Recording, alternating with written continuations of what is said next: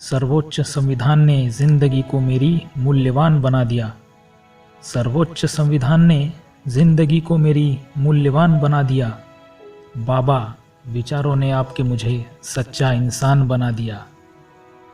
दोस्तों, आप जानते ही होंगे कि विश्व में सबसे बड़ा लिखित संविधान हमारे भारत देश का ही है और संविधान में कही हर बात का हमें गर्व होना चाहिए, क्योंकि जीवन में ऐसी कोई भी समस्या नहीं है जिसका समाधान संविधान में ना हो। इसीलिए हम सभी को सच्चाई की राह पर चलने के लिए प्रेरित करने वाले डॉक्टर बाबा साहब आम्बेडकर को हम शत शत नमन करते हैं।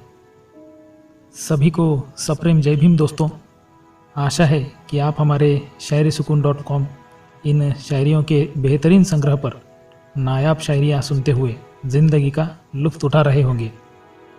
कुछ ऐसी ही नई और मोटिवेशनल शायरियाँ लेकर मैं आपका दोस्त संतोष आपकी खिदमत में हाजिर हुआ हूँ।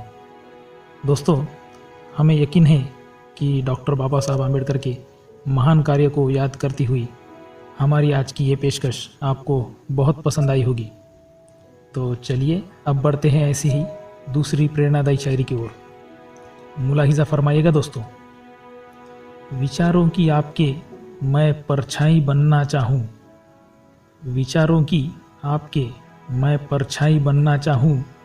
बाबा, मैं सिर्फ आपका ही अनुयायी बनना चाहूँ।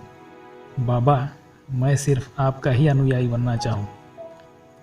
दोस्तों, हमें अपनी ज़िंदगी के सर्वोच्च लक्ष्य को प्राप्त करने की हमेशा चाह रखनी चाहिए और उस लक्ष्य की प्राप्ति के लिए सदैव प्रज्ञा, शील, करुणा, इन 3 चीज़ों का ही सहारा लेना चाहिए। तभी हम जीवन में सच्चा इंसान बन सकते हैं और सच्चा इंसान बनने की ये प्रेरणा हमें डॉक्टर बाबा साहब की जीवनी से ही तो मिलती है। आप भी मेरी तरह इस बात से सहमत है दोस्तों?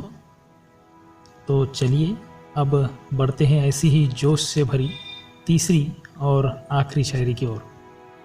अगर ये शायरी आपको पसंद आ जाए तो आप इसे अपने दोस्तों के साथ भी ज़रूर शेयर कीजिएगा दोस्तों।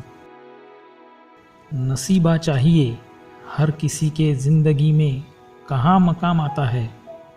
नसीबा चाहिए हर किसी के ज़िंदगी में कहाँ मकाम आता है। महफिल में छा जाती है रौनक। महफिल में छा जाती है रौनक। बाबा, जब भी तेरा नाम आता है। बाबा, जब भी तेरा नाम आता है।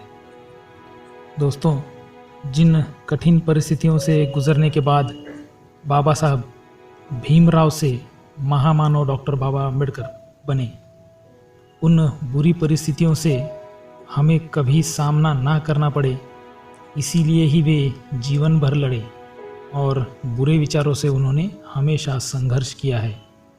उन्होंने किसी एक मानव समाज या फिर जाति के लिए काम नहीं किया, बल्कि सभी मानव जाति का जीवन अच्छी तरह से गुजरे और वे जीवन की मुख्य धारा में आ सके, इसीलिए ही उन्होंने जीवन भर कार्य किया है। ऐसे महान कार्य करते हुए महामानव कहलाने के लिए नसीब ही होना चाहिए। इस बारे में आप क्या सोचते हैं दोस्तों? डॉक्टर बाबा साहब के इन महान कार्यों से अगर आपको भी कुछ अच्छी बातें सीखने के लिए मिली हो तो हमें कमेंट सेक्शन में ज़रूर बताइएगा। तो चलिए दोस्तों, आज के लिए इतना ही। अब अपने दोस्त संतोष को दीजिए इजाज़त। कल हम फिर मिलेंगे ऐसी ही नायाब शायरियों के साथ। तब तक आप अपना और अपनों का ढेर सारा ख्याल रखिएगा। जय हिंद दोस्तों।